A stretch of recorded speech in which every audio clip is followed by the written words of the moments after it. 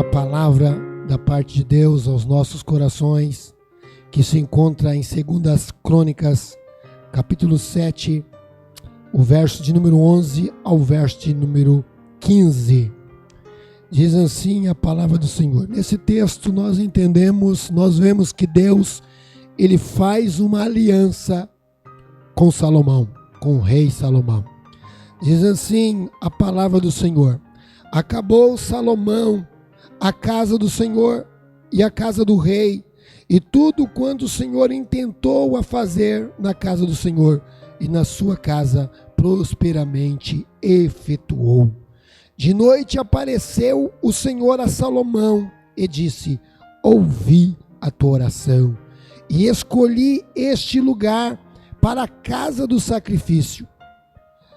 Diz o Senhor: se eu cerrar os céus, de modo que não haja chuva, ou se ordenar aos gafanhotos que consuma a terra, ou se eu enviar a peste entre o meu povo, e se o meu povo, que se chama pelo meu nome, se humilhar, orar, buscar e se converter dos seus maus caminhos, então eu ouvirei dos céus, perdoarei os seus pecados e sararei a sua terra. Estarão abertos os meus olhos e atentos os meus ouvidos à oração quando fizer neste lugar. Nós olhando, irmãos, no capítulo de número 6, nós vemos que o desejo do rei Davi, através da vida do seu filho Salomão, tinha acontecido. A Bíblia, ela deixa bem clara, e a Bíblia nos mostra uma preocupação que Davi teve na sua vida, de construir o templo, de construir o local para que o povo pudesse adorar, para que a presença de Deus pudesse ser manifestada em um local apropriado, em um local que fosse feito com toda a dedicação, com todo o esforço, um local que fosse voltado, que fosse construído para que a presença de Deus pudesse estar.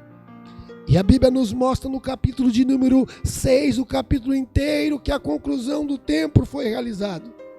E no capítulo 6, o verso 42, chega o momento, irmãos, que aquele templo, nós enxergamos que a beleza do templo estava impecável. Nós percebemos que, enxergamos, o texto nos mostra que todos os sacrifícios já tinham sido preparados. Os sacerdotes, os levitas, estavam todos colocados em ordem, todo conforme a palavra de Deus ordenara. Mas nós encontramos uma coisa que precisava acontecer. O verso número 42. Precisava, irmãos, do capítulo 6, que a glória de Deus, que a presença de Deus fosse derramada, que Deus aceitasse, que Deus recebesse aquele sacrifício. E Salomão, ele faz na sua oração, ele termina a sua oração. Eu posso enxergar aqui um rei, irmãos, um rei que a Bíblia nos diz, um homem rico, um homem inteligente, porque Deus deu sabedoria a ele. Mas eu posso enxergar um rei aqui, que ele desce, que ele reconhece que se a glória de Deus não se manifestasse, eu posso enxergar um rei aqui, irmãos, que ele desce do seu pedestal de glória. Eu posso enxergar um rei aqui que ele desce do seu pedestal, ele desce, coloca o seu rosto e reconhece, clama uma coisa dizendo: Senhor, não rejeite o teu ungido. Senhor, não rejeite o teu ungido. Lembra das misericórdias que usaste com o meu pai Davi, o teu servo. O rei Salomão, ele pede para Deus que o Senhor lembrasse das misericórdias. Ou seja, ele clama a Deus dizendo: se o Senhor não aceitar a nossa oferta, o que vai adiantar a construção desse templo? Se o Senhor não receber o nosso sacrifício, o que vai adiantar todos esses animais que foram mortos? O que vai adiantar todos os esforços dos levitas, dos sacerdotes, se o Senhor não aceitar o sacrifício, Deus? A Bíblia nos disse no capítulo de número 7, verso 1: Tendo Salomão acabado de orar, a Bíblia nos diz que desceu fogo do céu e consumiu todos os sacrifícios, consumiu todo o holocausto, e a glória do Senhor encheu a casa. A Bíblia nos disse, irmãos, a Bíblia deixa bem claro, irmãos, que os sacerdotes, eles não podiam entrar na casa, o sacerdote não podia sair, porque a glória de Deus tinha enchido a casa. Os sacerdotes, irmãos, viram a glória, o rei pôde ver a presença de Deus notória naquela casa. E todos os filhos de Israel, vendo descer fogo sobre a casa do Senhor, se encurvaram com seu rosto em terra, se encurvaram sobre o pavimento, e louvavam e adoravam ao Senhor e dizia: porque o Senhor é bom, porque o Senhor é maravilhoso, porque a sua misericórdia dura para sempre.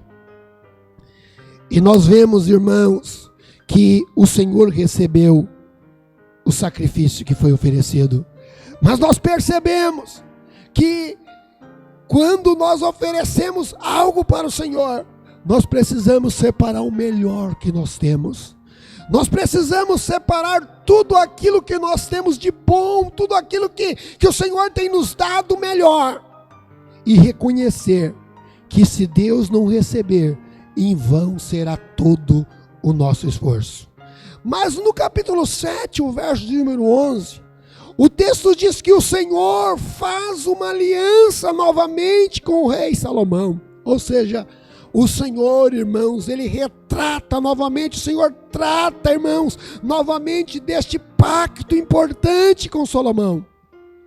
E a Bíblia nos diz que ele tinha acabado de construir a casa, ele tinha acabado de feito tudo aquilo que o Senhor tinha colocado no seu coração, ele tinha efetuado conforme o projeto que o Senhor tinha dado.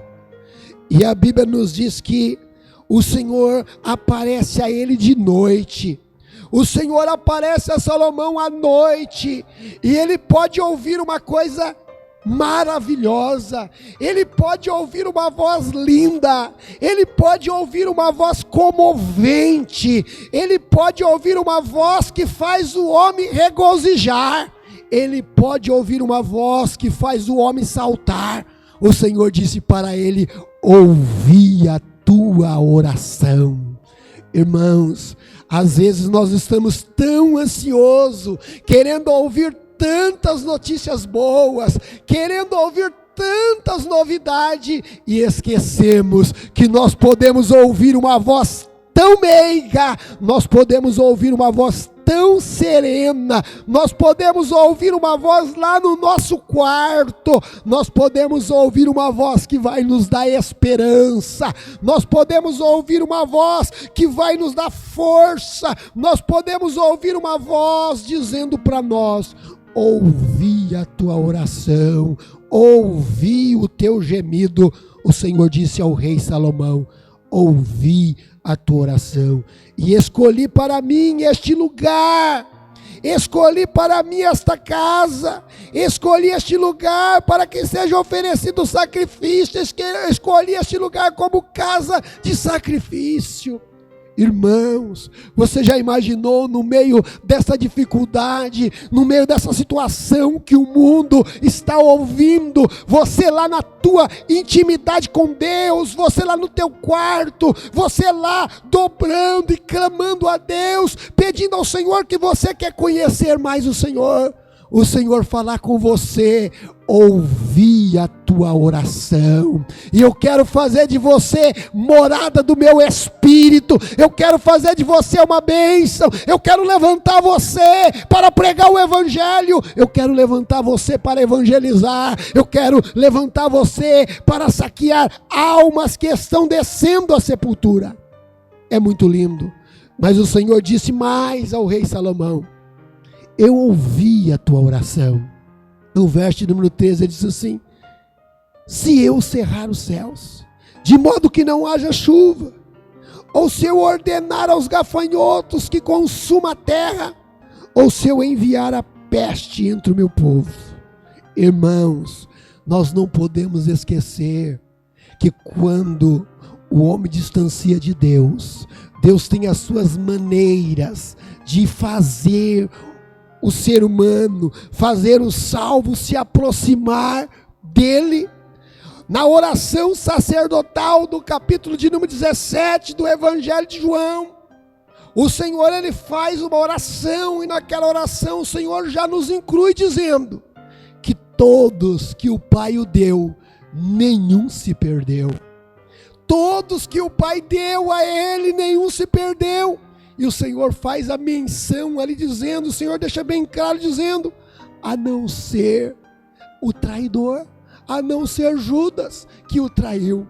Mas é muito forte, irmãos, porque nós que sabemos que somos salvos, e muitas vezes nós olhamos e nós percebemos que somos salvos, mas às vezes nós precisamos entender que estamos um pouco distante do querer de Deus.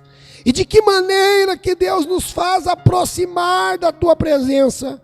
Quando o Senhor nos chama para um concerto. E de que maneira o Senhor nos chama para fazer aliança com Ele? Quando Ele muitas vezes nos aperta, quando muitas vezes Ele nos coloca em lugares que aos nossos olhares são lugares difíceis.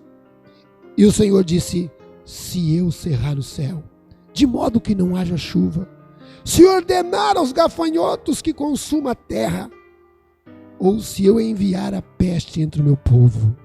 Irmãos, quantas vezes Israel precisou dessas correções?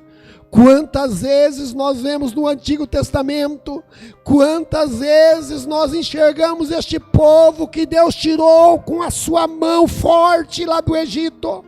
Quantas vezes nós vemos este povo que Deus abriu o Mar Vermelho e eles atravessaram? Não para por aí. Este povo que Deus sustentou 40 anos no deserto. Nós vemos Deus abrindo o Jordão. E não era em época de seca, não. Era na época em que o Jordão estava cheio, que o rio estava transbordando. Deus fez o seu povo passar com os pés em terra seca. E este povo muitas vezes esquecia que Deus estava no comando de todas as coisas. E nós temos uma lição importante para nós, como igreja. O Senhor Jesus disse no Sermão do Monte, lá no Evangelho de Mateus, capítulo de número 5, verso de número 13, que nós somos o sal da terra, e se o sal for insípido, ou seja, se o sal perder o sabor, como é que vai salgar? Neste momento em que o mundo está em desespero, nós temos a receita aqui da palavra de Deus. O Senhor, ele diz assim, se o meu povo... Irmãos, o Senhor não está falando para qualquer um. O Senhor não está falando para aqueles que estão distante dEle. O Senhor está falando para mim e para você. O Senhor disse assim, se o meu povo, que se chama pelo meu nome, se o meu povo que conhece o meu nome, se o meu povo que sabe que eu sou Deus, se o meu povo que sabe que eu comando todas as coisas. Primeiro passo, nós precisamos nos humilhar. Primeiro passo, nós precisamos nos esvaziar do eu. Primeiro passo, nós precisamos reconhecer que não somos nada sem Deus. Não adianta, irmãos, nós fazemos aquela oração, muitas vezes reclamando, aquela oração soberba, aquela oração querendo reivindicar aquilo que muitas vezes nós não merecemos. O Senhor está dizendo a Salomão, se o povo que chama pelo meu nome se humilhar, reconhecer que eu sou Deus, reconhecer que eu comando todas as coisas, reconhecer que eu tenho o comando da vida, reconhecer que eu comando os reis, reconhecer que eu comando todas as autoridades, reconhecer que eu ordeno a bênção, reconhecer que eu também ordeno a peste, reconhecer que eu sou Deus, se humilhar, e orar, irmãos, colocar a boca no pó, orar, clamar, e me buscar,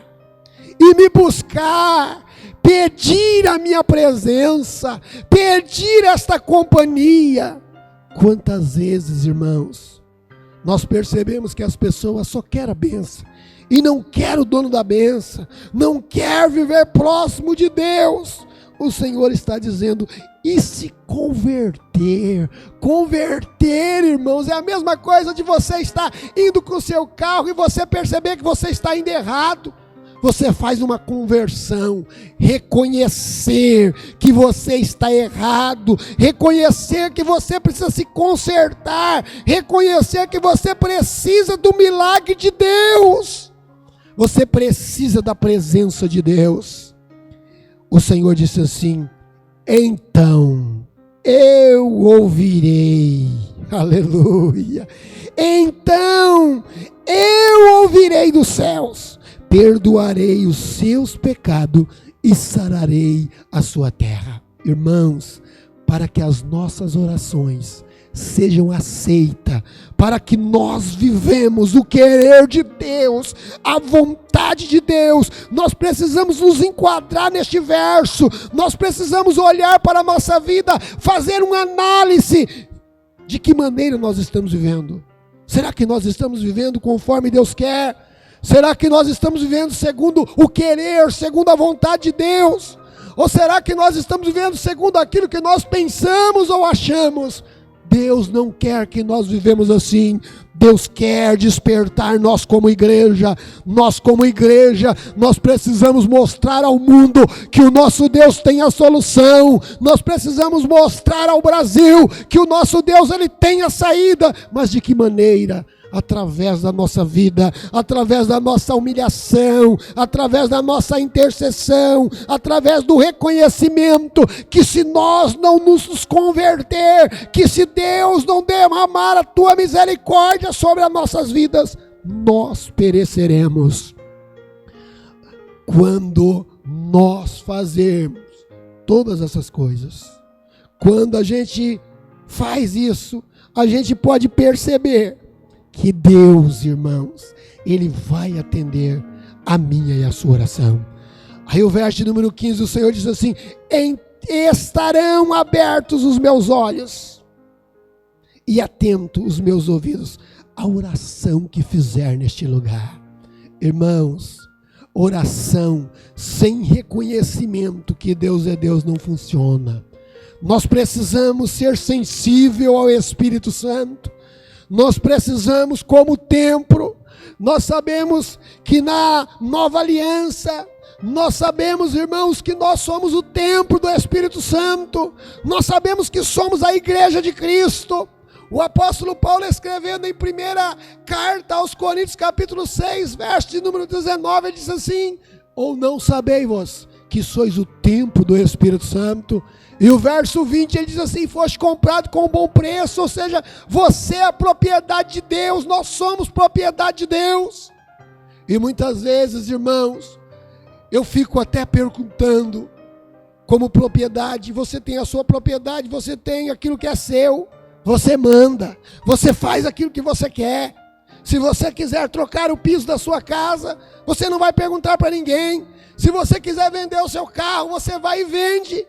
E nós não podemos esquecer que nós temos um Deus que comanda a nossa vida, nós temos um Deus que comanda todas as coisas, nós temos um Deus que está no controle de todas as coisas. Então nós não podemos orar de qualquer maneira, nós precisamos orar conforme a Bíblia nos manda, conforme a Bíblia nos ensina.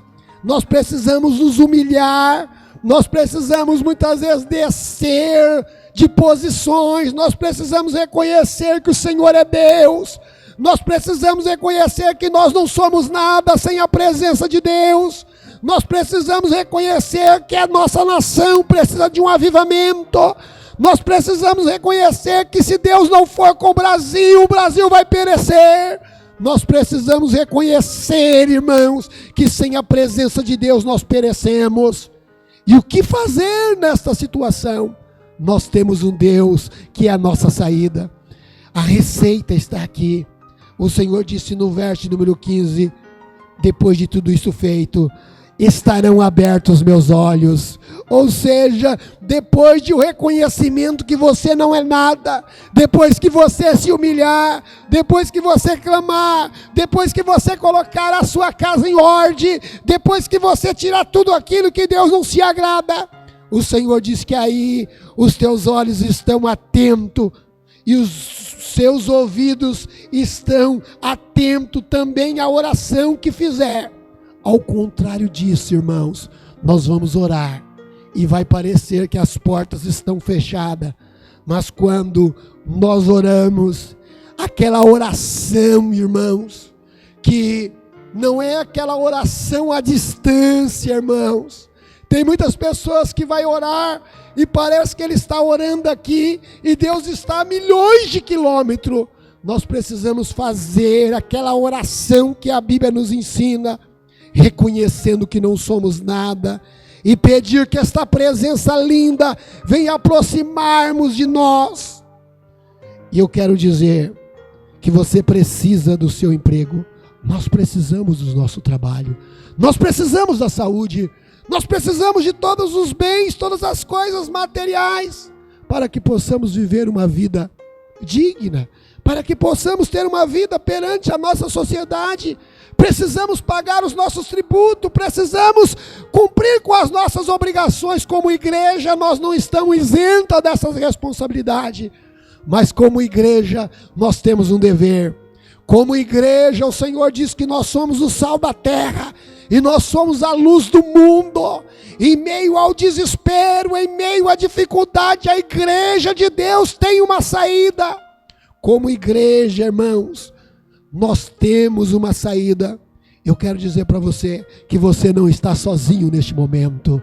Embora nós não estamos nos reunindo com os nossos templos abertos, mas o Senhor está presente. O Senhor está recebendo o teu culto. Quando você chama a sua família para oferecer o culto, será que não é o tempo de nós retornarmos os cultos nos lares? Será que não é o tempo de nós fazer os cultos com as nossas famílias? Quantas práticas, irmãos, nós temos deixado para trás. Mas nesse momento que nós estamos vivendo, que a dificuldade, que esta enfermidade, que este vírus, que esta pandemia tem deixado o mundo em uma situação complicada, a igreja de Deus, mais que nunca, precisa tomar a sua posição de igreja. Nós precisamos nos colocar como igreja e saber que o Senhor disse que Ele nos dá poder. Nós não podemos esquecer que o Senhor disse que Ele nos dá poder. Então, eu quero concluir esta mensagem dizendo para você que você não está sozinho. Não sinta sozinho. Não sinta sozinho, não sinta solitário. O Senhor está com você. No capítulo de número 14 do Evangelho de João, o Senhor diz para os seus discípulos que eles não precisavam ficar turbados, que eles não precisavam perturbar os corações. O Senhor não ia deixar eles órfãos, o Senhor ia enviar o Consolador. E nós temos este Consolador. Então, independente da situação, independente da dificuldade que você esteja atravessando, o Senhor tem a solução. O Senhor está conosco. O Senhor está conosco. E o apóstolo Paulo diz no capítulo 8 de Romanos, o verso 18, que a aflição deste tempo presente não dá para comparar com a glória que Deus tem a nos revelar. Então coisas lindas virá, coisas maravilhosas virá. E como salvo, se não acontecer neste mundo, vai acontecer na glória. Que Deus em Cristo abençoe a sua vida. Em nome de Jesus.